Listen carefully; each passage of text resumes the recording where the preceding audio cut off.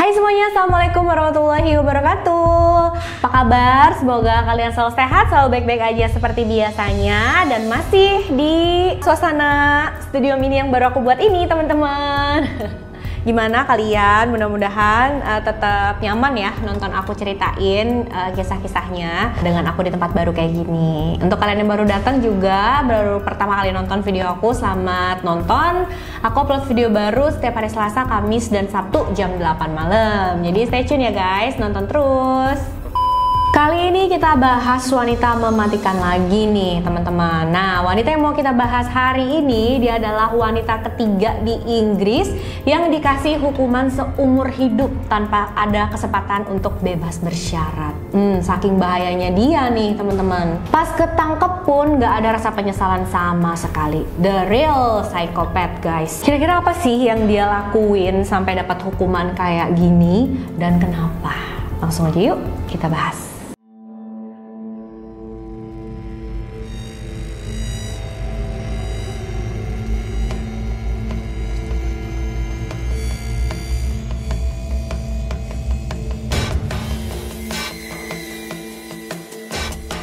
Cerita hari ini tentang seorang wanita bernama Joanna Christine Dennehy. Dia lahir di bulan Agustus tahun 1982 di St. Albans, Hertfordshire, Inggris. Joanna tumbuh di keluarga yang normal, keluarga stabil, penyayang, dengan kehidupan sederhana. Jadi mereka yang nggak kaya raya, tapi nggak susah-susah banget juga gitu loh teman-teman. Dia adalah anak sulung dari pasangan suami istri yang bernama Calvin dan Kathleen. Ayahnya bekerja sebagai petugas keamanan dan ibunya bekerja sebagai manajer toko. Joanna punya satu adik bernama Maria, dan pada saat kecil mereka berdua nih deket banget, suka main bareng, jalan-jalan bareng, mengunjungi taman bermain bareng. Dan menurut orang-orang yang mengenal Joanna saat masih kecil, dia adalah anak kecil yang normal seperti biasanya aja teman-teman. Tapi memang dari kecil itu dia sudah punya sifat yang emosional. Beranjak remaja, Joanna mulai dekat dan bergaul dengan orang-orang yang gak baik, dengan teman-teman yang gak baik, yang akhirnya pastinya mempengaruhi dia juga. Dia jadi ikut-ikutan,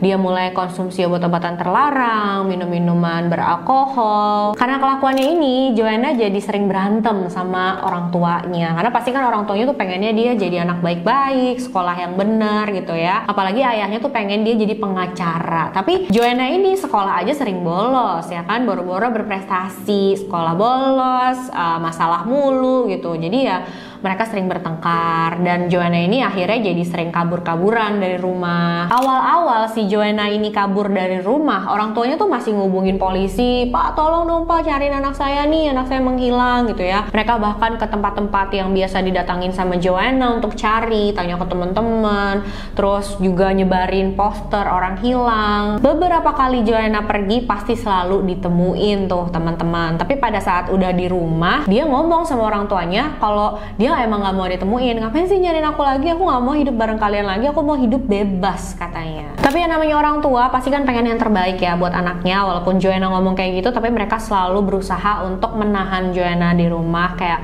"Janganlah, ngapain sih kamu harus mikirin masa depan kamu," gitu ya. Apalagi saat itu Joanna terpengaruh obat-obatan, mabuk-mabukan, yang mereka udah khawatir banget tuh teman-teman. Cuma ternyata Joanna ini lebih keras lagi gitu ya. Dia selalu ngelawan orang tuanya, dia selalu pengen kabur. Dia sampai kabur dari rumah tuh 8 kali teman-teman. Dan 8 kali itunya orang tuanya selalu minta tolong polisi untuk cari. Mereka sendiri pun cari. Nggak ngebayangin itu ya, kayak gimana ribetnya gitu kan, cari anak kayak gitu. Bukan cuma waktu, bukan cuma uang segala macam, tapi juga perasaan, mental orang tuanya kan kasihan banget ya. Nah, yang terakhir Joanna kabur dari rumah, dia itu berumur 15 tahun, dia tuh udah cariin lagi tuh sama orang tuanya. Mungkin orang tuanya kayak udah capek ya teman-teman, dia udah, wah udah deh ini kayaknya anak emang udah nggak mau di rumah, emang udah mau pergi-pergi begini, kita juga nggak bisa nih hidup kayaknya begini doang gitu kan. Apalagi Joanna juga saat itu seperti yang aku bilang masih punya adik, adik gitu kan, orang tuanya yang ngurusin adiknya itu juga. Akhirnya udah, mereka nggak cari Joanna lagi saat itu. Setelah kabur dari rumah, Joanna menjalin hubungan dengan seorang pria yang 5 tahun lebih tua dari dia bernama John Trainer. Nah, si John ini udah 20 tahun umurnya dan ternyata dia sama Joanna tuh akhirnya pacaran, bahkan Joanna hamil. Walaupun mereka nggak menikah, Joanna melahirkan 2 orang anak dari hubungannya dengan John ini, dan hubungan mereka awalnya tuh baik-baik aja nih teman-teman, tapi lama-kelamaan John ini kayak udah nggak kuat ya sama sifatnya Joanna, soalnya dia parah banget loh, padahal dia perempuan nih, tapi dia yang suka main kasar gitu loh di dalam hubungan mereka. Joanna kalau lagi marah-marah dia tuh mukul-mukul John, nendang-nendang dia, bahkan sering bawa-bawa pisau sambil ngejar-ngejar John gitu, dan kadang ini disaksiin sama anak mereka. Jadi ya saat itu John benar-benar kayak, wah kayaknya anak-anak gue nih 2 orang udah nggak aman lagi nih sama Joanna gitu kan, karena dia takut anaknya kenapa-napa. Akhirnya John memutuskan untuk pergi menjauh dari Joanna dan bawa kedua anaknya juga, karena saat itu prioritasnya si John ini adalah untuk mengamankan kedua anaknya, jangan sampai kenapa-napa. Apalagi terakhir John dan Joanna berantem, Joanna tuh sempat ngancem, jangan macem-macem ya, sambil bawa pisau nih teman-teman dia, jangan macem-macem ya, kalau kamu macem-macem aku bakal bunuh kamu katanya.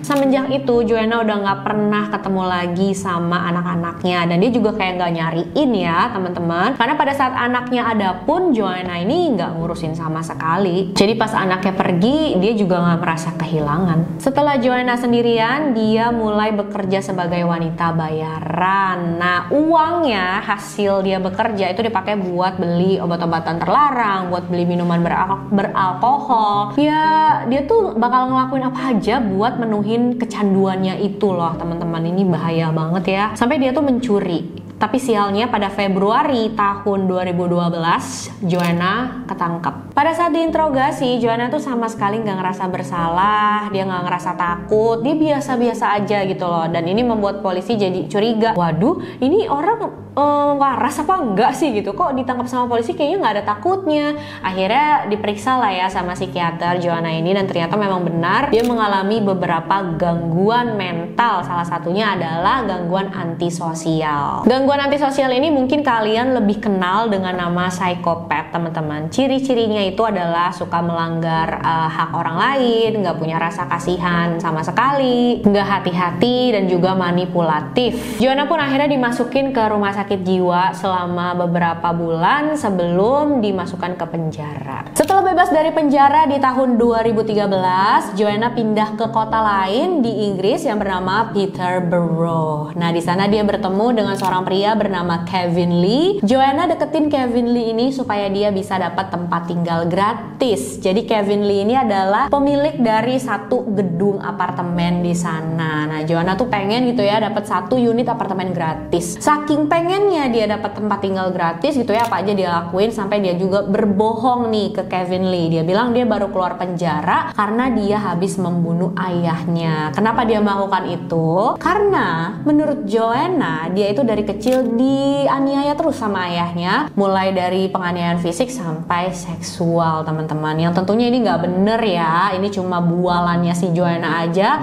supaya Kevin Lee kesian sama dia, dan ini berhasil teman-teman. Kevin Lee percaya sama ceritanya Joanna, dan akhirnya mereka punya hubungan. Joanna dikasih 1 unit apartemen gratis. Padahal Kevin Lee ini sudah punya istri, bahkan udah punya anak loh teman-teman. Dan bukan cuma ngasih Joanna tempat tinggal gratis, Kevin Lee juga mempercayakan Joanna untuk menjadi pengurus di apartemennya. Aduh, bener-bener nih ya, orang kayak Joanna gini disuruh ngurusin 1 gedung apartemen, bisa-bisa ada yang ngeselin dia langsung dibawain pisau gitu ya sama dia. Tapi kan saat itu Kevin Lee nggak tahu, dan Kevin Lee juga nggak tahu ya kalau keputusan yang dia ambil ini bakalan menghancurkan seluruh hidupnya dan juga keluarganya. Pada bulan Maret 2013, Joanna bertemu dengan teman dekat baru lagi, yaitu seorang pria bernama Lukas Slavlozweski.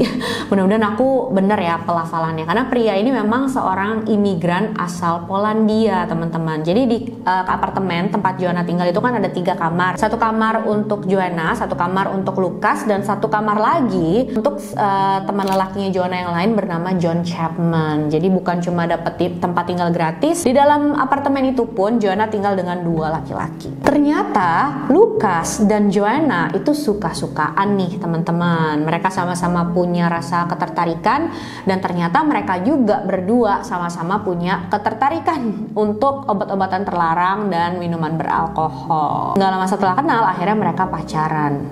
Pasti hubungannya toksik banget ya. Tapi hubungan mereka ini cuma bertahan sebentar aja karena Lucas harus mengalami nasib yang sangat buruk yang pastinya dia juga nggak duga deh kayaknya. Pada tanggal 19 Maret 2013, Joanna ajakin Lucas untuk ketemuan di satu tempat. Jadi sebelumnya Joanna itu kirim pesan ke Lucas. Isi pesannya itu rada-rada menggoda gitu ya teman-teman. Itu untuk memancing Lucas supaya Lucas ini mau datang ke tempat yang dibilang sama Joanna. Lucas datanglah ke tempat tersebut, tapi ternyata itu adalah alamat sebuah rumah kosong. Tapi Lucas masuk ke dalam rumah tersebut, dia cari-cari tapi nggak ada Joanna tuh di dalam rumah, sampai akhirnya dia ke dapur yang ada di rumah itu, dan tiba-tiba Joanna muncul sudah membawa pisau dan dia menusuk Lucas berkali-kali sampai Lucas meninggal di tempat teman-teman. Setelah melakukan hal ini, Joanna hubungi salah satu teman prianya yang lain, dan teman prianya ini baru keluar dari penjara bernama Gary Stretch. Joanna bilang sama Gary,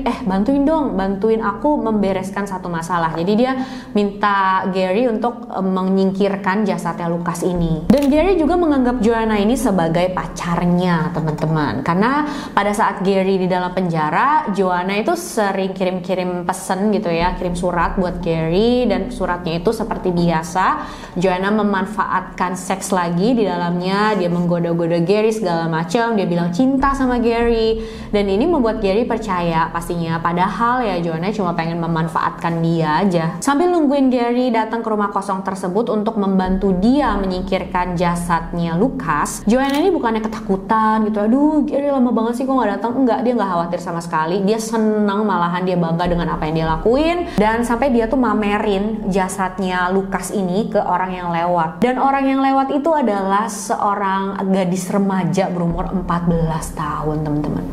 Parah ya, pasti anak ini trauma banget, gak bakal dia lupa gitu ya sampai gede. Setelah Gary datang, dia dan Joanna langsung memindahkan jasadnya Lucas itu ke sebuah tempat sampah yang ada di sekitar sana untuk sementara doang, karena saat itu mereka belum menemukan tempat yang aman untuk membuang jasadnya Lucas. Nah, 2 hari kemudian mereka udah nemuin, akhirnya jasad Lucas itu dipindahin ke sebuah selokan yang udah gak terpakai gitu. Setelah pembunuhan pada Lucas, Joanna merasa kalau aksinya gak ketangkep, dia bisa lolos gitu ya dari tuntutan hukum. Akhirnya dia pun merencanakan untuk melakukan pembunuhan lagi. 10 hari kemudian Joanna berhasil mendapatkan korban lagi. Dia membunuh 2 orang dalam 1 hari. Korbannya yang pertama adalah John Chapman, teman sekamarnya tadi. Yang kedua adalah Kevin Lee. Yes, orang yang tadi kasih kerjaan buat Joanna, kasih tempat tinggal gratis buat dia. Setelah berhasil membunuh kedua korbannya itu, Joanna langsung telepon Gary, minta bantuan dia. Dan akhirnya Gary dan salah satu temannya yang bernama Leslie Layton datang untuk membantu Joanna. Nah, jasadnya John Chapman dan juga Kevin Lee dibuang ke selokan yang tadi jasad Lucas dibuang juga. Gila banget ya. Dan yang lebih bikin merinding lagi nih teman-teman, pada saat Joanna berhasil membunuh John Chapman, dia langsung menelpon Gary, dan di telepon itu dia nyanyi lagunya Britney Spears yang Oops, I did it again, dengan nadanya juga gitu loh. Creepy banget kan? Gak cuma itu, pas berita tentang pembunuhan yang dia lakukan masuk ke TV, Joanna bukannya panik atau ketakutan, tapi dia malah seneng dan bangga. Jangan salah, Joanna masih belum berhenti teman-teman, dia masih mau cari korban lain lagi. Joanna dan Gary pergi ke daerah lain untuk cari korban selanjutnya, dan mereka berhasil menemukan 2 orang pria yang bernama Robin Bereza dan John Rogers. Mereka berdua diserang oleh Joanna pada saat jalan kaki. Pertama, Joanna menemukan Robin Bereza lagi jalan kaki sendirian, dia bawa pisau, langsung disamperin sama Joanna, ditusuk bagian bahunya dan bagian dadanya sekali. Habis itu ditinggal sama Joanna karena Joanna berpikir kalau Robin Bereza ini sudah meninggal. 10 menit kemudian Joanna menemukan John Rogers lagi jalan kaki juga sendirian, dan Joanna langsung menusuk John Rogers ini sebanyak 40 kali, teman-teman. Tapi ajaibnya mereka berdua ini selamat guys dari serangannya Joanna. Walaupun kondisi mereka udah parah banget ya teman-teman, apalagi Rogers, dia itu kan ditusuk 40 kali. Jadi kalian bayangin aja itu kayak gimana keadaan badannya, ya ampun. Perut dan punggungnya luka parah sampai isi perutnya itu sedikit bisa terlihat gitu ya dari luar ya teman-teman. Terus adalah seorang wanita yang jalan di sana dan nemuin John Rogers ini lagi merangkak kesakitan minta tolong. Yes, dan yang bikin luar biasanya di saat dia kondisinya udah parah gitu, dia masih bisa gitu ya, masih kuat untuk merangkak cari bantuan. Sampai akhirnya ada seorang wanita yang lihat, itu kan keajaiban banget nggak sih? Wanita tersebut langsung menelpon ambulans, para medis datang ke sana, langsung dibantu ya, dia dibawa ke rumah sakit. Polisi juga memang saat itu sedang mencari-cari Joanna. Jadi pada saat Joanna membunuh Kevin Lee, istrinya Kevin Lee itu kan tiba-tiba kehilangan suaminya nih, suaminya nggak ada kabar, nggak pulang segala macam. Nah dia merasa khawatir, akhirnya dia laporin lah ke polisi. Akhirnya polisi mulai cari tahu tentang Kevin Lee, dia deket sama siapa aja. Pokoknya biasa lah ya, investigasi tentang seseorang yang hilang, dan akhirnya mereka mengecek apartemennya Joanna. Di dalam sana mereka menemukan darah di salah satu kasur. Awalnya polisi yakin kalau itu adalah darahnya Kevin, tapi ternyata setelah diperiksa oleh tim forensik itu darah milik John Chapman. Polisi saat itu langsung sadar kalau ternyata ada keluarganya John Chapman yang juga melapor kalau John Chapman tuh menghilang, udah nggak ada kabar. Polisi pun langsung ngimpulin menghilangnya Kevin Lee dan juga John Chapman pasti ada hubungannya, bahkan mungkin dilakukan oleh satu orang yang sama. Polisi juga berhasil nemuin HP-nya Kevin Lee, dan panggilan terakhir yang dia lakukan adalah kepada Joanna. Polisi juga dapat bukti lain, yaitu rekaman CCTV di sebuah minimarket yang ada di pom bensin. Nah di minimarket itu Joanna dan Gary datang untuk membeli rokok, tapi pas di kasir dia sempat menodong kasirnya dengan pisau, nggak tahu ya ngancem apa. Habis itu mereka pergi lagi. Gak lama kemudian polisi juga berhasil nemuin 3 jasad korban pembunuhan Joanna, yaitu John Chapman, Kevin Lee, dan Lucas. Pada saat diotopsi, penyebab kematian mereka bertiga itu sama, yaitu akibat ditusuk menggunakan pisau secara brutal. Karena penyebab kematian yang sama, dibuang di tempat yang sama juga. Dan ada rekaman CCTV tadi pada saat Joanna membawa pisau menodong kasir itu ya bersama Gary. Pokoknya dengan semua bukti yang mereka temukan ini, mereka sudah yakin ya kalau Joanna adalah pelakunya. Dia langsung dicari oleh polisi dan berhasil tertangkap, teman-teman. Joanna didakwa atas 3 tuduhan pembunuhan dan 2 tuduhan percobaan pembunuhan. Dia mengaku bersalah atas semua tuduhan itu di pengadilan. Pada tanggal 28 Februari 2014, Joanna akhirnya diberikan hukuman seumur hidup tanpa ada kesempatan untuk bebas bersyarat. Hakim yang memberikan hukuman seumur hidup kepada Joanna ini bilang kalau Joanna adalah penjahat yang sangat dingin, dia kejam, penuh perhitungan, egois, dan juga manipulatif. Tapi dengar pernyataan dari hakim itu, Joanna bukannya sedih, tapi dia malahan ketawa dan dia bilang, iya memang betul.